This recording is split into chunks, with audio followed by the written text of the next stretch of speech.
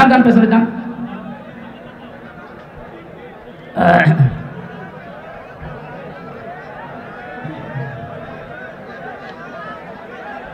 সেলাই কিন্তু যান, সরেন সরেন, ফুল সরিয়ে ফেলেন, এই ফুল সরিয়ে ফেলেন, দেন এখান থেকে সরেন। আরে যারা দাঁড়িয়ে আছেন ওই জায়গায় বসা যায় না? কি এত কি দেখবেন, কি শুনতে পারলে হবে? বসে বসে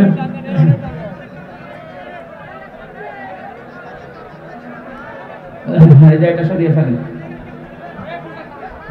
পুরাটাই সরিয়ে ফেলেন, যান।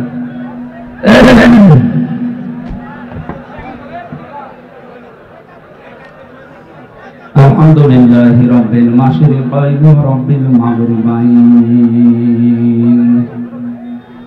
আল্লাযী খালাকা কুল্লা শাইইন যাওজাইন ওয়া আওজাবা আলাইনাল ইহসানা বিল ওয়ালিদাইন ওয়া আশহাদু আন লা ইলাহা ইল্লাল্লাহ ওয়াহদাহু লা শারীকা লাহু ওয়া আশহাদু আন্না মুহাম্মাদান আবদুহু ওয়া রাসূলুহু সাইয়্যিদুল কাওনাইন সাল্লাল্লাহু আলাইহি ওয়া আলা আলিহি ওয়া আসহাবিহি ওয়া আতবাইহি আজমাইন লাইলাও ওয়া নাহারান ফিত তারাফাইন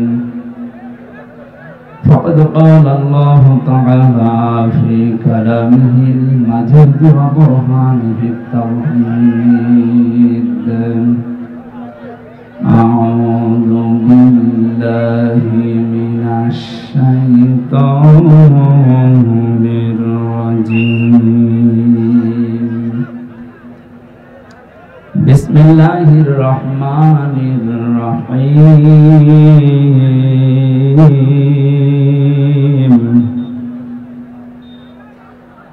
يا أيها الذين آمنوا اتقوا الله وابتغوا إليه الوسيلة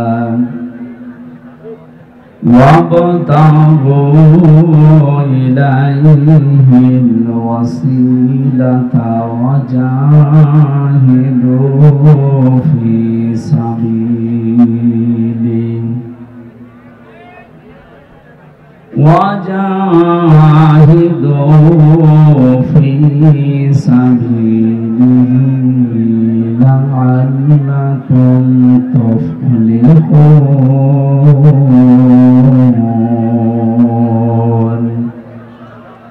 صدقت يا ربنا عن أنس رضي الله تعالى عنه قال قال النبي صلى الله عليه وسلم القيس من دان نفسه وعمل لما بعد الموت والعاجز من اتبع نفسه هواها وتمنى على الله رواه الترمذي وقال تعالى في شان حبيبي وما زادهم إلا إيمانا وتسليما اللهم صل على سيدنا مولانا محمد وعلى آل سيدنا مولانا محمد আলহামদুলিল্লাহ। কে আরম্ভ করেছেন? এই কয়েকজন মানুষকে এরকম সমস্যা করলে হবে? আর এরা যে দাঁড়িয়ে আছে, কি এখানে কি ভেজা নাকি জায়গা? কি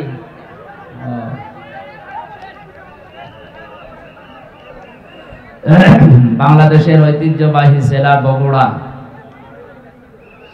শ্রদ্ধার সাথে স্মরণ করছি এই জেলার কৃতি সন্তান বাংলাদেশের সাবেক প্রেসিডেন্ট শহীদ জিয়াউর রহমান। আল্লাহ রাব্বুল আলামিন তার কবরটাকে জান্নাতুল ফেরদাউস যেন বানিয়ে দেয়। গাবতলী থানার অন্তর্গত শফি মাদ্রাসার উদ্যোগে তাফসীরুল কোরআন মাহফিলের স্বনামধন্য সভাপতি, অত্র এলাকার স্বনামধন্য ব্যক্তিত্ব জনাব আলহাজ মাকসুদুর রহমান বিপ্লব,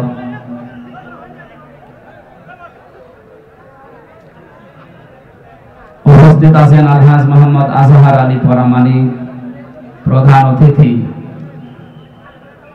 জেলার কৃতি সন্তান সহ সভাপতি বগুড়া জেলা বিএনপি এবং সভাপতি গাবতলী থানা বিএনপি জনাব জননেতা মোরশেদ মিল্টন দামাত বারকাতুহুল আলিয়া, বিশেষ অতিথি জনাব আজাদুল ইসলাম আসাদ, আমন্ত্রিত অতিথিবৃন্দ যারা আলোচনা রাখলেন, ওয়ারফা'না লাকা যিকরাক, তাদের মর্যাদা সম্মান আল্লাহ তাদের ঈমান এবং আমলের উপরে ভিত্তি করে যেন বাড়িয়ে দেন, বলেন আমিন।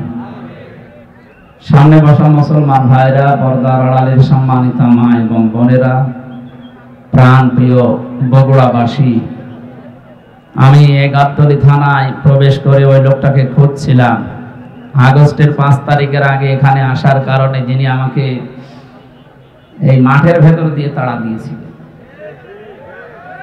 আমি প্রায় 1.5-2 কিলোমিটার শুধু দৌড়িয়েছি। আমি আর ওসি সাহেবকে খুঁজছি, কি যেন নাম ওর, আবুল কালাম। উনি যে কোথায় আছে আমি বহু জায়গায় খোঁজ লাগিয়েছি, লোকটাকে পাচ্ছি না। মানে কোন গর্তে যে ঢুকিয়েছে। আপনার যদি এত ক্ষমতা, উনি বলেছিল যদি হামজার সাহস থাকে তাহলে থানায় এসে আমার সাথে দেখা করে। ওই সময় আমার পরিবেশ ছিল না। এখন আমি ওপেন বলছি, ওর কানে যদি এটা যায় সে যেন অন্তত আমার সাথে দেখা করে। সময় পাল্টিয়ে গেছে। 9টা দফা ছিল ছাত্র আন্দোলনের, এর ভেতরে অন্যতম দফা এই যে সংস্কার চাই আমরা। কি চাই বলেন বলেন। এদেশে 1628 জন মানুষ দায়িত্ব পালন করেছিল এই সিআরে, এই সিআর না এরকম সিআর। তার ভেতরে আপনার এই যে এখান থেকে এখন মনে হয় কোন জায়গায় যে আছে আবুল কালাম পর্যন্ত। আমরা চাই সংস্কার যখন আরম্ভ হয়েছে ডক্টর মোহাম্মদ ইউনূস খুব তাড়াতাড়ি যেন এই 1628টা সিআরে ওই জালেম এবং জালেমদের দোসর একটাও যেন না থাকে, সব পাল্টিয়ে ফেলে। পাল্টানো শুধু না, পাল্টিয়ে তাড়াতাড়ি করে নির্বাচন দিন। কারণ যে ষড়যন্ত্র বাইরে চলছে, আপনি জানেন কিছুদিন পরে আমেরিকায় নির্বাচন। যে লোকটা সামনে আসার চিন্তা ভাবনায় আছে, যদিও আমার মনে হচ্ছে পারবে না, এই ট্রাম্প, ও আবার এই জালেমার বন্ধু, যিনি পালিয়েছে তার বন্ধু। সেই হিসাবে উনি তো বিভিন্ন মডলদের কাছে তদবির করছে যে আমি নির্বাচিত সরকার ছিলাম, আমাকে উৎখাত করা হয়েছে। এটা যে দাহা মিথ্যা কথা, শয়তানও বিশ্বাস করে।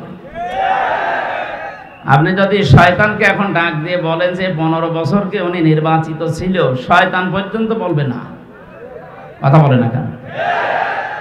কুকুরকে যদি জিজ্ঞাসা করেন যে দেখো বলো এই যে 15.5 বছর দায়িত্বে ছিল কি নির্বাচিত, কুকুর ঘোড়ার মতো হাসবে, বলবে এ কি বলে, একটা কথা হইল। হ্যাঁ, নির্বাচনের আগে 154 জন হয়ে যায়, দিনের ভোট রাতে হয়ে যায়, ও আবার বলে যে আমি নির্বাচিত। আল্লাহ বলেন আমি নির্বাচিত করি। বগুড়াবাসী, নির্বাচিত করা হয় যে পদ্ধতির মাধ্যমে, ওই পদ্ধতির নাম কি? নির্বাচন। বলেন বলেন বলেন। নির্বাচনের মাধ্যমে নির্বাচিত করা হয়। আমাদেরকে আজকে এলাকায় যত মানুষ আছে কোরআনে কারিম শোনার জন্য আল্লাহ নিজে নির্বাচিত করেছেন। বহু মানুষ ছিল, সবাইকে আল্লাহ আসতে দেয়। আমি তো আশ্চর্য হচ্ছে, মাত্র এই কয়েকজন মানুষে আপনি এত গ্যাঞ্জাম করেন কেন? এটা কোন বিভাগের ভেতরে? রাজশাহী। আর একটু হলেই তো সমস্যা হয়ে যেত। বিভাগে জেলার পরেই তো যে জেলা শুরু, গাইবান্ধা, ওটা কোন বিভাগ? রংপুরে একটা নাম আছে, থাক ওইটা বলার দরকার নেই। আপনাদের আচরণে যেন আবার ওইটা চলে না আসে। এই মাত্র কয়েক হাজার মানুষে এত ক্যান্সার করেন। বাংলাদেশের সবচাইতে বড় আলোচনা হয় পাবনা দারুল আমান ট্রাস্টে, এর চাইতে 20 গুণ মানুষ বেশি হয়, কোনো আওয়াজ পাওয়া যায় না। প্রায় 1.5 কিলোমিটার শুধু মানুষ বসে থাকে। আর আপনার এই কয়জন মানুষ এই আচরণ করেন, এটা রেকর্ড হচ্ছে, এই দেখেন কত ক্যামেরা। আপনি এখানে হাত তুলবেন, তাও এটা তামাম দুনিয়ায় ছড়িয়ে যাবে। আর যা করছেন এটা বগুড়ার বদনাম হয়ে যাবে না? এটা জনাব তারেক জিয়া সাহেবের এলাকা নাকি? সম্মানিত ভাইরা, খুব সাবধানী। এখন কিন্তু চোখের পলক ফেললেও মিডিয়া ছড়িয়ে দিচ্ছে। কয়েকদিন আগে আপনাদের এই জেলার কৃতি সন্তান জনাব তারেক জিয়া ভাইয়ের সাথে আমি কথা বলেছিলাম হোয়াটসঅ্যাপে। ওনাকে জানিয়েছিলাম যে আপনার জন্মস্থান বগুড়া, ওখানে যাচ্ছি, দোয়া চেয়েছেন, আমিও দোয়া করছি আল্লাহ রাব্বুল আলামিন তাকে সহি সালামতে আমাদের এই দেশে যেন আবার ফিরিয়ে আনে। একটু সাবধানে থাকবেন। যারা দাঁড়িয়ে আছেন দাঁড়িয়ে থাকেন, বসে আছেন বসে থাকেন, যদি মনে বলে শুয়ে থাকবেন তো শুয়ে পড়েন, কিন্তু কথা বলবেন না। আমার রিকোয়েস্ট, আপনি হাত পা ধরে বলছি, আপনি কথা বলবেন না ভাই, কারণ কোরআন যারা শুনতে আসে তাদের কিছু দায়িত্ব আছে। আল্লাহ তাআলা বলেন ফাসতামিউ লাহু আনসিতু। যখন কোরআনে পেঁচা নাম শুনলেই মনে হচ্ছে না চেহারা কেমন হবে? হ্যাঁ, কেউ যদি পেঁচা একবার দেখে ওকে আরেকবার দেখতে মন চাবে। ওদের কাজ কারবার ওই রকম, খালি মানুষের ফসল নষ্ট করবে, কলা নষ্ট করবে, পানের বরজ নষ্ট করবে। দিনের আলো সূর্যের আলো ওদের ভালো লাগে না, এজন্য রাতের আধার ওরা বেছে নেয়, ক্ষতি করে মানুষের। এই পৃথিবীতে কোরআনের আলো, ইসলামের আলো, হাদিসের আলো যাদের ভালো লাগে না, মানুষের তৈরি করা নিয়ম নীতি যেহেতু অন্ধকার, শিরিক বেদাত জুলুম কুফর এগুলো সব অন্ধকার, এগুলোর পথ তারা বেছে নেয়। শিরিকের মাধ্যমে বেদাতের মাধ্যমে মানুষের দুনিয়ার ঈমান আমল নষ্ট করে। কিয়ামতের ময়দানে পৃথিবীতে যে ধরনের অপরাধী, ওই অপরাধের জন্য তার চেহারা আকৃতি আল্লাহ ওই রকম করে দেবে। ইয়ারাফুল মুজরিমুনা বিসিমাহুম ফায়ুখাযু বিন নাওয়াসি ওয়াল আকদাম ফাবিআইয়ি আলাই রাব্বিকুমা তুকাদ্দিবান। বলেন আল্লাহু আকবার। আল্লাহ বলেন অপরাধী যারা পাপিষ্ঠ ওদেরকে কিয়ামতে ওদের চুলের মুঠি ধরে আর পা ধরে আমি তুলবো, যেন অপমান বেশি হয়। আমরা ছোট ছোট বাচ্চাদেরকে দেখি যখন দোল দেওয়া হয়, দোল না যার গরিব মানুষ নেই, মার বাবা কেউ হাত ধরে দুইজন, কেউ পা ধরে দুইজন, এভাবে দোল দেয়। দোলে দোলে বলে না, কিয়ামতে ফেরেশতারা এই পাপিষ্ঠ মুজরিম যারা যে সেই ধরনের অপরাধী ওর চেহারার ভেতরে আল্লাহ এটা ফুটিয়ে তুলবে। ওই চেহারা নিয়ে কেউ হাত ধরবে, চুল ধরবে, কেউ পা ধরবে, এভাবে দোলে দোলে এক দোলে দেবে জাহান্নামের মাঝে। এখানে আমার শিক্ষা দেওয়ার বিষয়, যারা দিনের আলো সূর্যের আলো না ভালো লাগার কারণে অন্ধকারের পথ বেছে নিয়ে ওদের নাম ওলট পালট হয়ে গেছে। আমরা দুনিয়াতে যারা ইসলামের আলো কোরআনের আলো সহ্য হয় না, এই চেহারা যত সুন্দর হোক আল্লাহর কসম এই চেহারা থাকবে না। দুনিয়াতে যে যে ধরনের কাজ করেছেন ওই চেহারা আপনাকে আল্লাহ ফুটিয়ে তুলবে।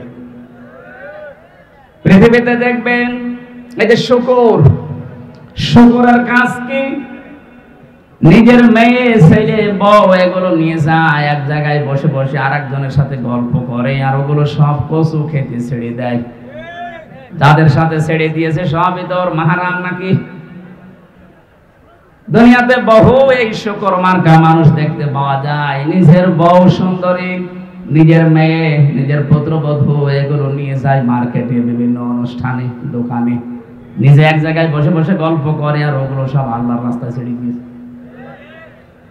বেশি বললাম।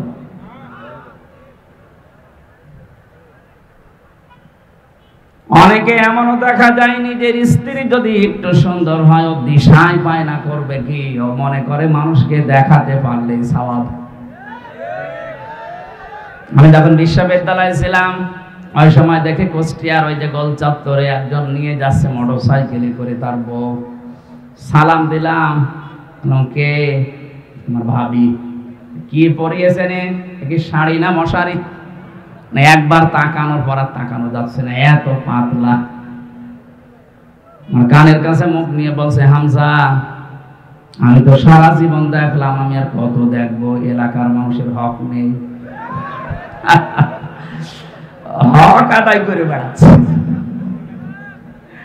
এরকম হক আদায় করা পাবলিক দেশে নেই।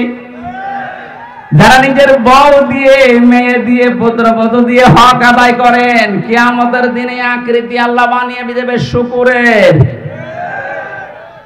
আমার তো এই আয়াতের ব্যাখ্যা পড়ার পরে মনে হয় বাংলাদেশে বহু মানুষের আকার থাকবে না, শুকুর হয়ে যাবে। কথা বলেন না কেন? কিছু মানুষকে আল্লাহ কুকুরের আকৃতি দিয়ে তুলবে। কুকুরের স্বভাব হচ্ছে আপনি দুইটা কুকুরকে খাবার দেন, একটাকে যা দিয়েছেন ও মরণ পর্যন্ত খেলেও শেষ করতে পারবে না, এত খাবার ওরা। তারপরও দেখবেন পাশেরটায় হামলা দেয়। 15.5 বছরে যারা অর্থ কামিয়েছেন, আমার মনে হয় ওর 14 বংশ যদি দুনিয়ায় থাকে শেষ করতে পারবে না, এরপরও জনগণের হামলা দিয়েছে। গতকালকে এক সচিব ধরা পড়েছে, রাত্রি। এত টাকা পয়সা আপনি পেলেন কোথায়? আমি একজন ওসি সাহেবকে পড়াতাম ওই সময় 9 সালে যখন ভার্সিটিতে প্রথম ভর্তি হই। ওনার বেতন মাত্র ওই সময় 32,000 টাকা। ওনার ছেলে মেয়ে বউ ঢাকাতে যে ফ্ল্যাট নিয়ে থাকে ওটার ভাড়া হচ্ছে 55,000 টাকা।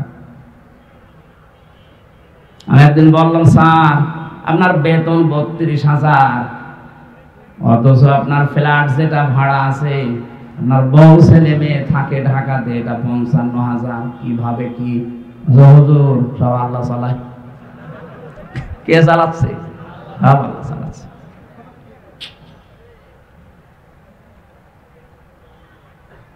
যারা অবৈধ ইনকামে বাম হাত ব্যবহার করছেন,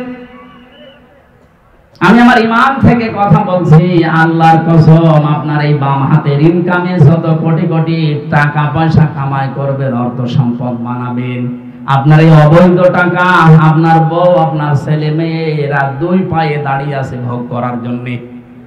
কিন্তু এগুলোর দ্বারা যে অপরাধ, যে গুনাহ হবে, একটা গুনাহ আপনার ছেলে মেয়ে বউ কেউ নেবে না। আল্লাহ এই প্রশ্নপত্রটা আগে আমাদেরকে দিয়ে দিয়েছেন। এরপরেও যদি আমরা ফেল করি, এক ছাত্রের গল্প শুনেছিলাম, এসে বাবার কাছে কাঁদতেছে। বাবা বলে, কি কাঁদো কেন? আব্বা রেজাল্ট দিয়েছে কি তুমি পাস না ফেল? কথা বলে না। বারবার জিজ্ঞাসা করার পরে যখন কথা বলে না, দিয়েছে 2 থাপ্পড়। বলবি তো তুই পাস না ফেল? এবার মুখ খুলেছে, বলছে, আব্বা ফেল করলে তো কথা ছিলাম 5-এ, নামিয়ে দিয়েছে 3। এখন আমার 5-এ উঠতে 2 বছর লাগবে। আমরা যে পাগলামি গুলো করছি, সূরা আলে ইমরানের 185 নম্বর আয়াতের শেষে আল্লাহ এই তথ্যটা দিয়েছেন, ওয়ামাল হায়াতুদ দুনিয়া ইল্লা মাতাউল গুরুর। পৃথিবীর বান্দা বান্দিরা, দুনিয়ার জীবনটা কিন্তু একটা খেলাধুলা, এটা ধোঁকা।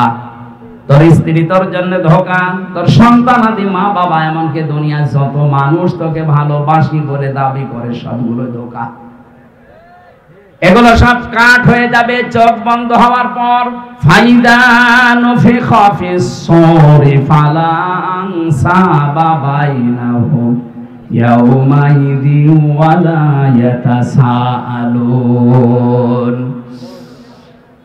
সূরা মুমিনুনের ভেতরে আল্লাহ জানিয়েছেন, চোখ যখনই বন্ধ হয়ে যাবে মানুষের, পৃথিবীতে যত রকমের সম্পর্ক আছে, আত্মীয়তার হোক, রক্তের হোক, দলীয় হোক, যত রকমের সম্পর্ক সব আমি আল্লাহ কাট করে দেব।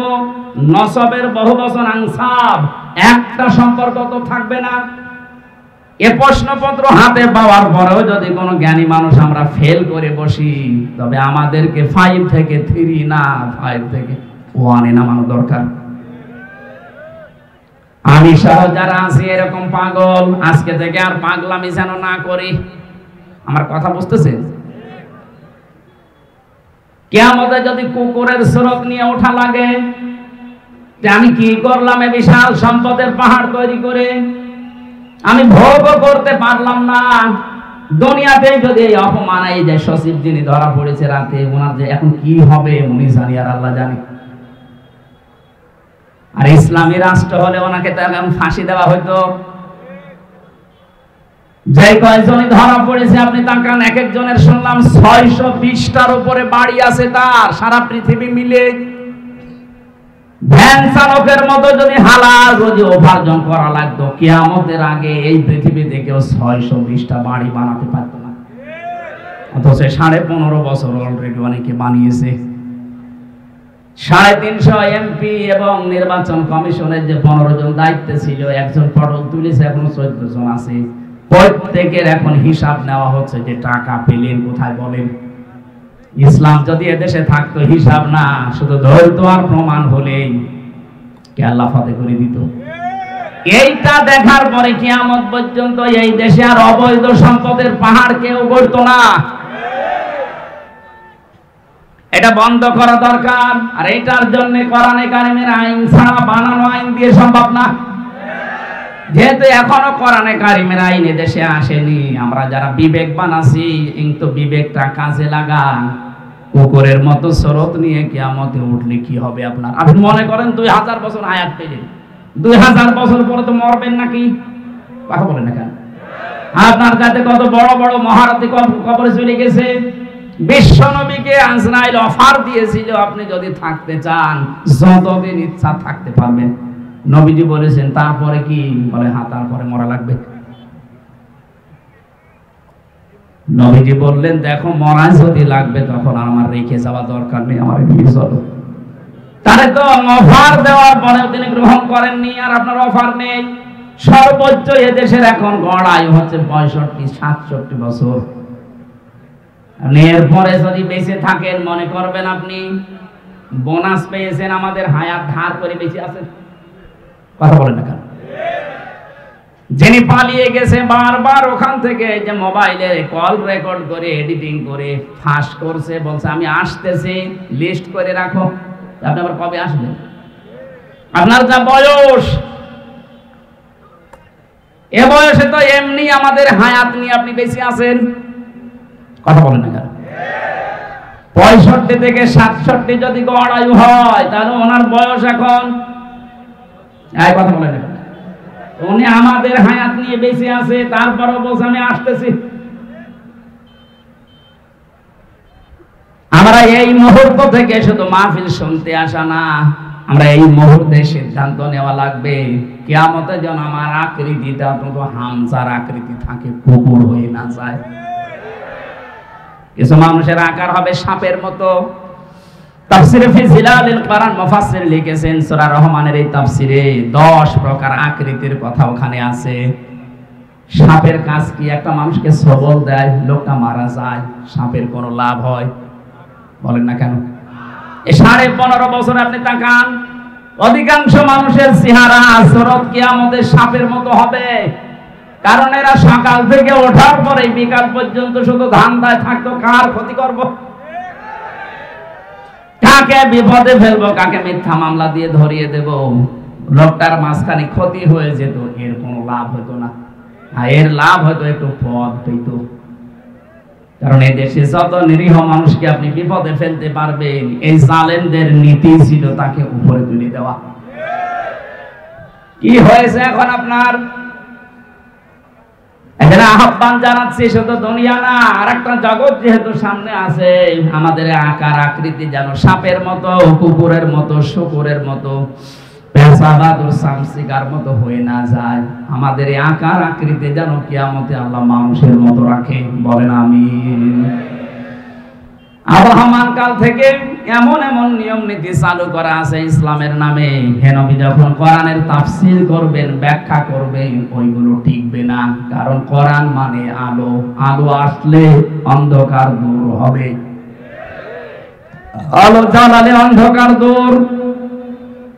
অন্ধকার যখন দূর হয়ে যাবে, ওরা চিন্তা করবে একই এতদিন আমি এই জুলুমের ব্যবসা, শিরকের ব্যবসা, বেদাতের ব্যবসা করে খাচ্ছিলাম, এ দেখি সব উল্টিয়ে গেল। ওই মানুষগুলো তখন আপনার উপরে রেগে ফেলবে, এমনকি আপনাকে তেড়িয়ে আসবে মারার জন্য। এটা সূরা হজের ভেতরে আছে। ওই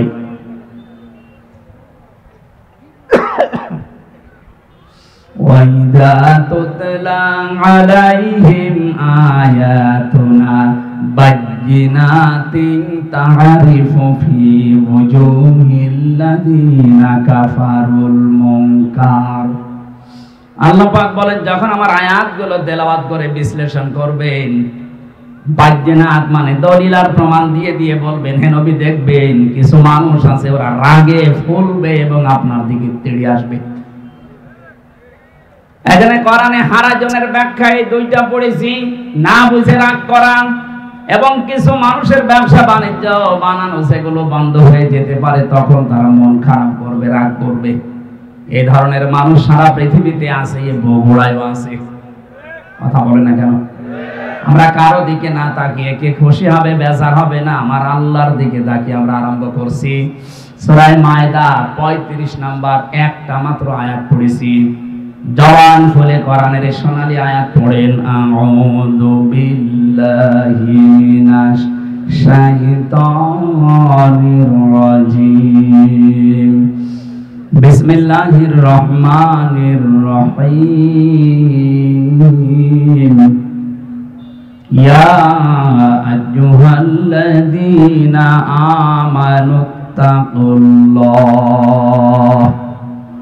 ওয়াবতাগু ইলাইহিল ওয়াসিলা ওয়াজাহিদু ফি সাবিলিহি লাআল্লাকুম তুফলিহুন। সাল্লাল্লাহুল আযীম। কোন সূরা বললাম যেন? মায়দা। বলেন না কেন? এটা একটা ক্লাস চলছে, ছাত্রের মতো 1 2 ছেলেরা যেভাবে জবাব দেয় ওইভাবে জবাব দেবে। কোন সূরা? মায়দা মানে দস্তরখানা। মায়দা মানে কি? খাবারের প্লেট। তামাম পৃথিবীটাকে আল্লাহ একটা খাবারের প্লেট বানিয়ে দিয়েছেন। এজন্য রিজিক নিয়ে, খাবার নিয়ে আপনার চিন্তা করার দরকার নেই। আপনার চিন্তা করা দরকার আপনার জীবন নিয়ে। আপনাকে দুনিয়াতে পাঠানোর 50,000 বছর আগে আল্লাহ পাক রিজিকের ব্যবস্থায় দুনিয়ায় ছড়িয়ে রেখেছেন। আপনার রিজিক যেভাবেই হোক আসবে, কিন্তু এই রিজিকটা পাওয়ার জন্য কেউ যদি বাম হাতের ইনকাম করে, আমার আল্লাহর আরশ পর্যন্ত তার উপরে কেটে যায়। আজ বাংলাদেশকে অস্থিতিশীল করার জন্য অনেক মানুষ, ব্যবসায়িক যারা আছেন, সিন্ডিকেট করে বিভিন্ন জিনিসের দাম বাড়িয়ে দিচ্ছেন। এক কথা বলছেন না কেন?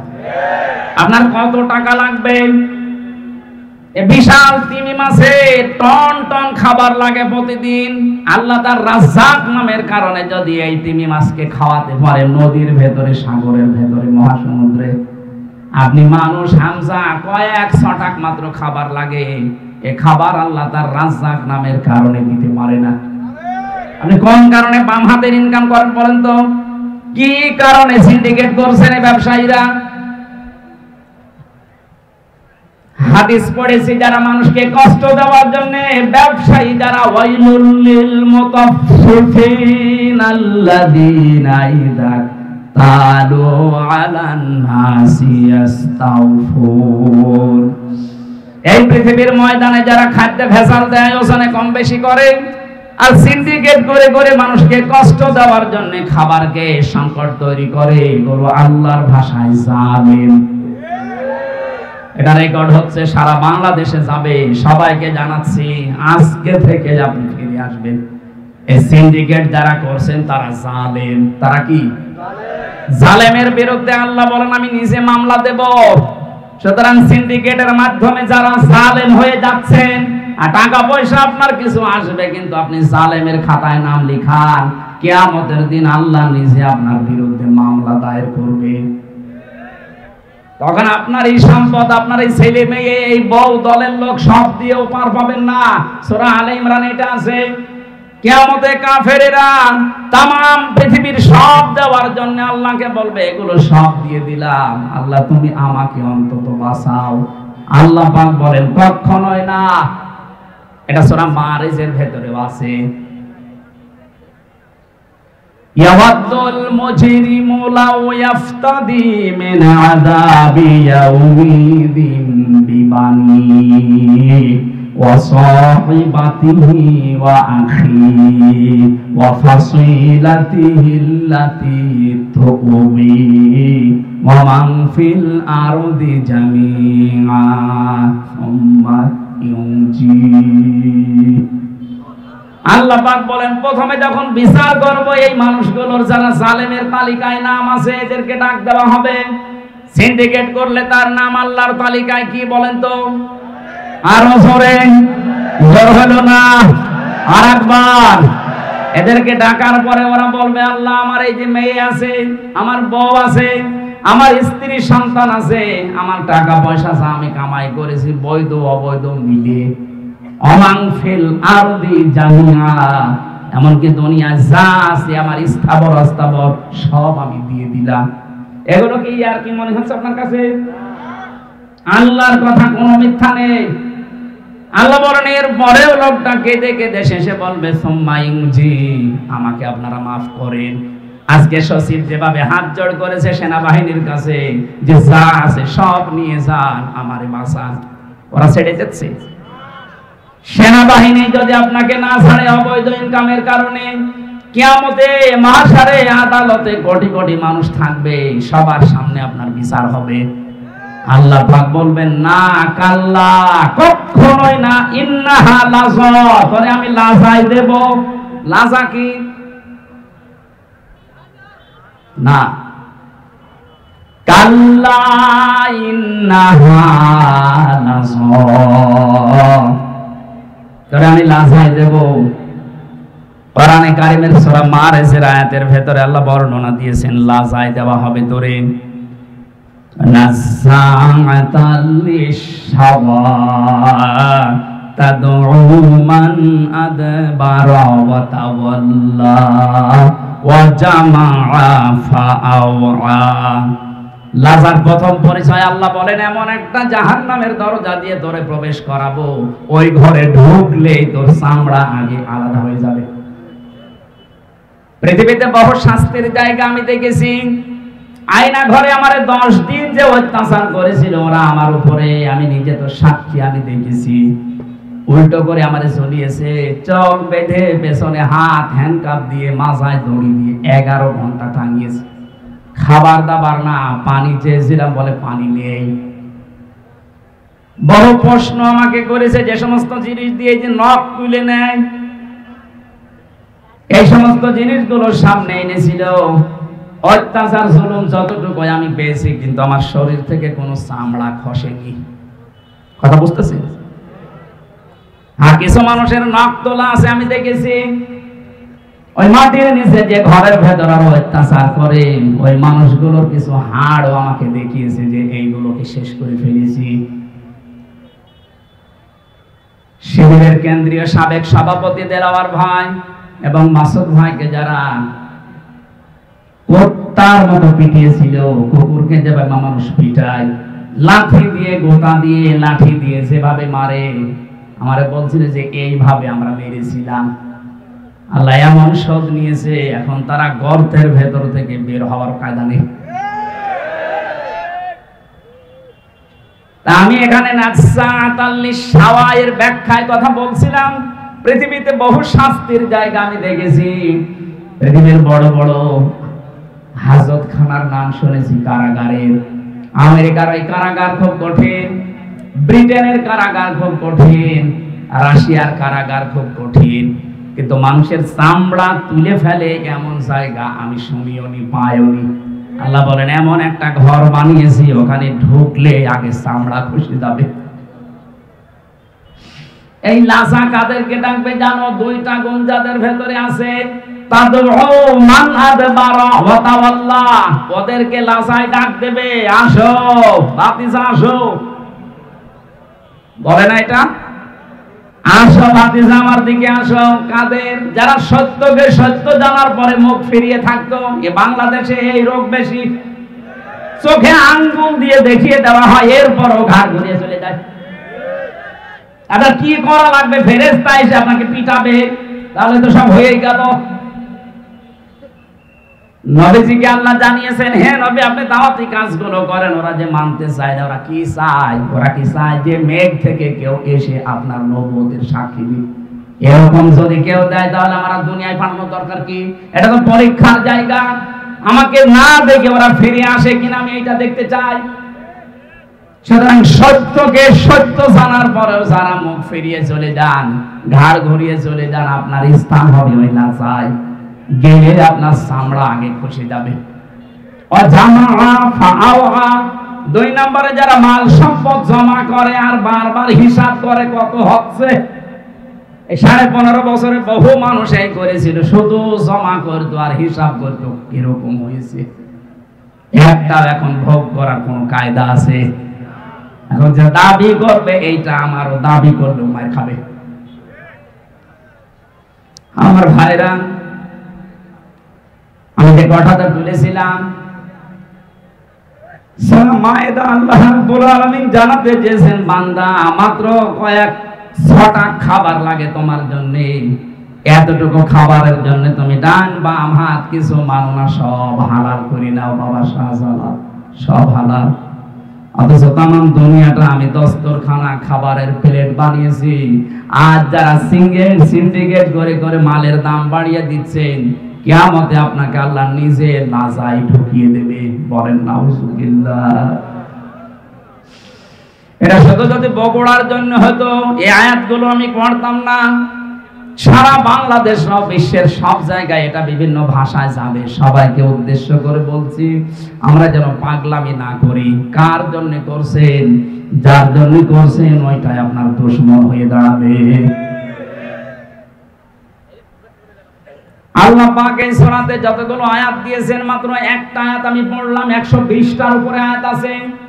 একটা মাত্র আয়াতে দেখেন কত কত কথা আল্লাহ লুকিয়ে রেখেছেন। এখানে তাফসীর করতে গেলে যদি এক শব্দ নিয়ে কেউ চিন্তা ভাবনা করে, তার জীবন শেষ হয়ে যাবে। কোরআনের শব্দের কথা শেষ হবে না। আল্লাহ এখানে প্রথমে ডাক দিয়েছেন ঈমানদারকে, কোনো বেঈমানকে ডাকেননি। আমরা যেহেতু ঈমানদার, আল্লাহ আমাদেরকে ডাক দিয়ে বলেন ইত্তাকুল্লাহ, আমাকে ভয় করো। ভয় করা মানে কি? এই যে দুবাই থাকে, এই ভাইয়ের মতো বিশাল জুব্বা গায়ে দিয়ে, পাগড়ি একটা মাথায় দিয়ে, হাতে তাসবিহ নিয়ে শুধুমাত্র সুবহানাল্লাহ সুবহানাল্লাহ, এইটা ভয়ের ব্যাখ্যা পেয়েছি আমি 9টা। দুনিয়াতে সত্যি যদি কেউ আল্লাহকে ভয় করতে পারে, ভয় মানে খৌফ মানেও ভয়, তাকওয়া মানেও ভয়, ইনজার মানেও ভয়। কিন্তু ওই সমস্ত শব্দ না দিয়ে আল্লাহ তাকওয়া দিলেন কেন? খৌফ মানে সাপ দেখে ভয় করা, ইনজার মানে পুলিশ দেখে ভয় করা।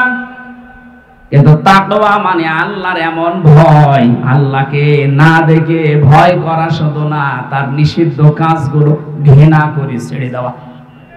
তাহলে আজকে থেকে আমরা এই ভয় অর্জন করব। আল্লাহর যত নিষিদ্ধ কাজ আছে শুধু ছেড়ে দেব না, ওটা ঘৃণা করে ছেড়ে দিয়ে চলে আসবো। কথা বলেন না কেন? তাহলে এই মাহফিল সাকসেস হবে। আমার জীবনে আমি কিছু পেতে পারি। এখন থেকে যদি আমল শুরু না হয়, সকাল থেকে আপনারা মনে থাকবে না। আজকে থেকে, এখন থেকে আরম্ভ করা লাগবে। যাদের কাছে আল্লাহর নিষিদ্ধ সেই জিনিস আছে, এই মুহূর্তে এটা বাদ দেওয়া লাগবে। শুধু না, ঘৃণা করে। কি করে? বলেন বলেন। এই যে মোবাইল, এই মোবাইলে অনেক মানুষের এমন কিছু আছে যেটা নিজে নিজে দেখলে আনন্দ পায়, ভালো লাগে, মজা লাগে, আর অন্য কেউ দেখলে লজ্জা পায়। এক কথা বলছেন না কেন? এইটাই নিষিদ্ধ। সেটা যদি আপনার বান্ধবীর নাম্বার থাকে, ওইটাও নিষিদ্ধ। যারা পরকীয়া প্রেমের নাম্বার রেখেছেন, ওইটাও নিষিদ্ধ। নিষিদ্ধ যে জিনিস, এটা সংজ্ঞা হচ্ছে যে যা নিজে দেখলে ভালো লাগে, অন্য দেখলে লজ্জা পায়। এক কথা বলছেন না কেন? এরকম যাদের আছে এই মুহূর্তে এটা ডিলিট করা লাগবে, তাও ঘৃণা করে। কারা কারা ডিলিট করবেন হাত তোলেন তো।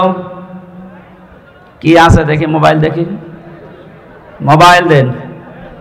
মোবাইল নেই মানে ক্যামেরা না। এই যারা হাত তুললেন সত্যি আপনার মোবাইলে কি আছে এমন বলেন তো, যেটা নিজে দেখলে আনন্দ পান, অন্য দেখলে আপনার লজ্জা লাগে। বলেন যা আছে এখন বসে বসে চুরি করে ডিলিট করে দিন। যাদের বিভিন্ন বান্ধবীর নাম্বার আছে, পরকীয়া প্রেম করেন, এই নাম্বারও এখন ডিলিট করে দেন, ব্লক করে দেন, জীবনে যেন আর কল দিতে না পারে। দেখেন মুরব্বী মানুষ হাত ধরে, নাউজুবিল্লাহ। যুবক মানুষ একটা লাইন মাইন করলে মানা যায়, মুরব্বী মানুষ কি লাইন করে না। আমি একটা উদাহরণ দিলাম মাত্র। তাকওয়া মানেও ভয়, খৌফ মানেও ভয়। খৌফ আল্লাহ দেয়নি, দিয়েছেন তাকওয়া। তার মানে আল্লাহর নিষিদ্ধ কাজ আজকে থেকে যেটা যেখানে বাঁধবে ওটা শুধু ছেড়ে দেবেন না, ঘৃণা করে ছেড়ে দেবেন। এই তাকওয়া যদি কেউ অবলম্বন করে, কোরআনে কারীম জানিয়েছে দুনিয়া আখিরাত মিলে আল্লাহ তাকে 27টা উপকার করবে। সুবহানাল্লাহ বলতে পারেন না? দুনিয়ার 1 নাম্বার উপকার, যদি বিপদে পড়ে দুনিয়ায়, এই তাকওয়ার কারণে নিষিদ্ধ জিনিস যেহেতু আল্লাহর কাছে সারেন্ডার করে ছেড়ে দিয়েছে ঘৃণা করে, দুনিয়ার বিপদে পড়লে আল্লাহ পাক নিজে তাকে সাহায্য করবেন। মানে এমন জায়গায় তাকে পৌঁছাবেন তার কল্পনাও ছিল না যে ওই জায়গায় যাওয়া যায়। এই আয়াতের তাফসিরে একটা ঘটনা আমি পড়েছি, তা বাড়ির ভেতরে আছে। পানি দিলে ভালো হয়। সুবহানাল্লাহ আলহামদুলিল্লাহ লা ইলাহা ইল্লাল্লাহ। ঠিক আছে,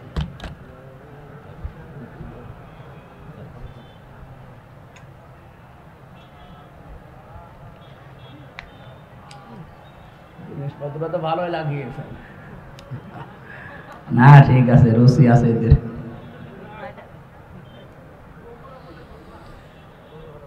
সুবহানাল্লাহ আলহামদুলিল্লাহ লা ইলাহা। আমি জিকির করতে বললাম, আপনারা কি করেন? মহিলা প্যান্ডেলে যদি বলতাম যে জিকির করেন, তো আমার মনে হয় যদি 2-3 গুণ আওয়াজ বেশি দিত। আপনারা কি পুরুষ মানুষ আছেন তো? দেখেন তো আগে, দেখেন জবান খুলে পড়েন সুবহানাল্লাহ আলহামদুলিল্লাহ লা ইলাহা ইল্লাল্লাহ আলহামদুলিল্লাহ লা ইলাহা ইল্লাল্লাহ সুবহানাল্লাহ আলহামদুলিল্লাহ লা ইলাহা ইল্লাল্লাহ লা ইলাহা ইল্লাল্লাহ মুহাম্মাদুর রাসূলুল্লাহ। বগুড়াবাসী আল্লাহ রাব্বুল আলামিন পরের শব্দে আমাদেরকে জানিয়েছেন ওয়াবতাগু ইলাইহিল ওয়াসিলা। আমি আল্লাহ পর্যন্ত পৌঁছাতে। আরে ভাই, এর ভেতরে নিয়ে আসার সময় এখন কি আশ্চর্য। ঠিক আছে যান, কি আশ্চর্য, শেষ হলে নিয়ে আসেন।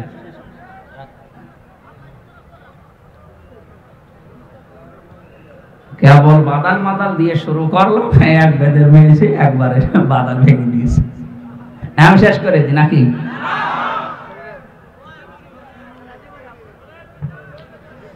বগুড়াবাসী ওয়াবতাগু ইলাইহিল ওয়াসিলা, এই শব্দের ব্যাখ্যায় আমরা বিশেষ করে বাংলাদেশ, ভারত, পাকিস্তান এই 3টা দেশে একটু ঝামেলা আছে।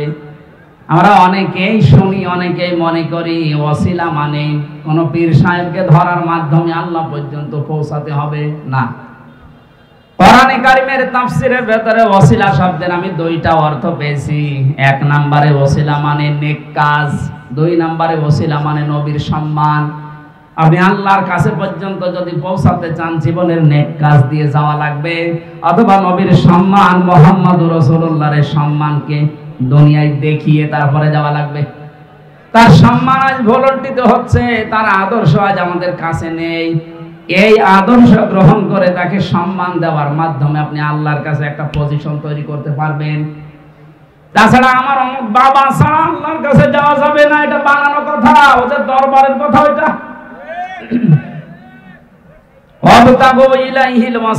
আমি আল্লাহর কাছে তোমার পজিশন আছে কিনা, কোন চেয়ার আছে কিনা, তোমার মান মর্যাদা আছে কিনা একটু খেয়াল করো। আজকে বগুড়া জেলার তারা দায়িত্বে আছে, ওনারা বিএনপিতে আছে, তারেক জিয়া সাহেবের কাছে ওনাদের একটা পজিশন আছে, এই জন্য চেয়ারটা ওনাদের দিয়েছে। আল্লাহ রাব্বুল আলামিনের কাছে যদি আপনার কোনো পজিশন তৈরি করতে হয়, অবশ্যই জীবনে আপনার নেক কাজ মাস্ট বি লাগবে, এবং নবীর সম্মান রক্ষা করার জন্য তার আদর্শ গ্রহণ করা লাগবে। এই দুইটার মাধ্যমে আল্লাহর কাছে আপনার একটা দাম তৈরি হবে, একটা চেয়ার তৈরি হবে, যেখানে কথা বললে আল্লাহ রাখবেন। আল্লাহ এরপরে বলেন, এই পজিশন তৈরি করার জন্য যত রকমের রাস্তা আমি তৈরি করে রেখেছি, তার উত্তম রাস্তা হচ্ছে ওয়াজাহিদু ফি সাবিলি, আমি আল্লাহর রাস্তায় এই দুনিয়াতে জিহাদ করা। এই শব্দটা শুনলে অনেকের রাগ হয়, অথচ জিহাদ আর এই যে জঙ্গি করে যারা চালাচ্ছেন এই জিনিস এক না। অন্যায় যেখানে, প্রতিবাদ সেখানে, এর নাম জিহাদ। এইটা যে আগস্টের 5 তারিখ পর্যন্ত হয়েছিল, এই জন্য দেশটা স্বাধীন হয়েছে। এটা যদি জারি থাকে তাহলে অন্যায় করে এদেশে কেউ টিকে থাকতে পারবে না, সে যেই হোক। এই জন্য আল্লাহর কাছে যেতে হলে এই জিহাদ অব্যাহত রাখা লাগবে। যে যেখানে আছেন ওই জায়গা থেকে আপনার প্রতিবাদ হবে, সে যতটুকুই হোক। লাআল্লাকুম তুফলিহুন, আশা করা যায় আমাদের আল্লাহ যেখানে পৌঁছানোর কথা ওই জায়গায় পৌঁছিয়ে দেবেন। সফলতার যে স্বর্ণ শিখর, আমাদের জন্য আল্লাহর বানানো একটা বাড়ি আছে জান্নাত, ওই জায়গা আমাদের বাবার বাড়ি। কার বাড়ি? হযরত আদম আলাইহিস সালাম আমাদের বাবা না? ওনার বাড়ি ওইটা। ওনাকে ওখান থেকে আল্লাহ নামিয়ে দিয়েছেন, পৃথিবীতে পাঠানোর পরে উনি জানিয়েছেন, ফামান তাবিয়া হুদায়া, আমার পক্ষ থেকে তোমাদের কাছে হেদায়েত যাবে। সর্বশেষ হেদায়েতের নাম এই কোরআন। ফামান তাবিয়া হুদায়া ফালা খাউফুন আলাইহিম ওয়ালা হুম ইয়াহজানুন। যদি এটা অনুসরণ করে আবার থাকতে পারো দুনিয়ায়, যেখান থেকে নামিয়ে দিলাম এই বাবার বাড়ি বানানো জান্নাত, আবার ওখানে তোমাদেরকে ফিরিয়ে নেব। আমরা ওই জায়গায় যেতে চাই না, চাই না? আল কাজ্জিস মান দানা নাফসাহু ওয়া আমিলা লিমা বাদাল মাউতি ওয়াল আজিজ মান আতবা'a নাফসাহু হাওয়াহা ওয়া তামান্না আলাল্লাহ। হযরত আনাস থেকে বর্ণিত, বিশ্বনবী জানিয়েছেন, ওই লোকটা আল্লাহর দৃষ্টিতে বুদ্ধিমান, যে লোকটা আখিরাতের জন্য পুঁজি তৈরি করে আর আল্লাহর উপরে ভরসা করে। ওই লোকটা বড় নির্বোধ, পাগল, যে আখিরাতের কোনো কাজ কারবার তার নেই, আন্দাজে ভরসা করে আছে, কালেমা যখন পড়েছি জান্নাত একদিন যাবই। এই লোকটা পাগল এবং নির্বোধ। এজন্য আমরা এরকম পাগলামি যেন না করি। আসল হার জিতের খেলা হবে আমার চোখ বন্ধ হওয়ার পরে। ফামান সুহসিহা আনিন নার ওয়া উদখিলাল জান্নাতা ফাকাদ ফাজ। সূরা আলে ইমরান 185 নম্বর আয়াতের মাঝের অংশে আছে। আল্লাহ বলেন, মানুষের ভেতরে জীবন সফল হয়েছে তার, যে আস্তে আস্তে করে জাহান্নামের কাজগুলো ছেড়ে দেয় আর জান্নাতের কাজের দিকে পা বাড়ায়। এই লোকটার জীবন সফল, আমি আল্লাহ তাকে মাফ করে জান্নাত এই ঘোষণা দিয়েছি। আল্লাহ রাব্বুল আলামিন আমাদেরকে জাহান্নামের যত কাজ আছে আস্তে আস্তে ছেড়ে দিয়ে জান্নাতের কাজগুলোর দিকে ধাবিত হওয়ার তৌফিক দিন, আমিন। বারাকাল্লাহু লানা ওয়া লাকুম ফিল কোরআনিল আযীম। আল্লাহুম্মা আমিন। লা ইলাহা ইল্লা আনতা সুবহানাক ইন্নী কুনতু মিনাজ জালিমিন। রব্বানা যালামনা আনফুসানা ওয়া ইল্লাম তাগফির লানা ওয়া তারহামনা লানাকুনান্না মিনাল খাসিরিন। রব্বুল আলামিন, বগুড়া গাবতলীর এই ময়দানে তোমার যে বান্দা বান্দীগুলো কোরআনে কারিমের আয়োজন সাজিয়েছে, দূর দূরান্ত থেকে আমরা যারা এসেছি, জীবনের অপরাধগুলো তুমি পাল্টিয়ে নেকি বানিয়ে দাও।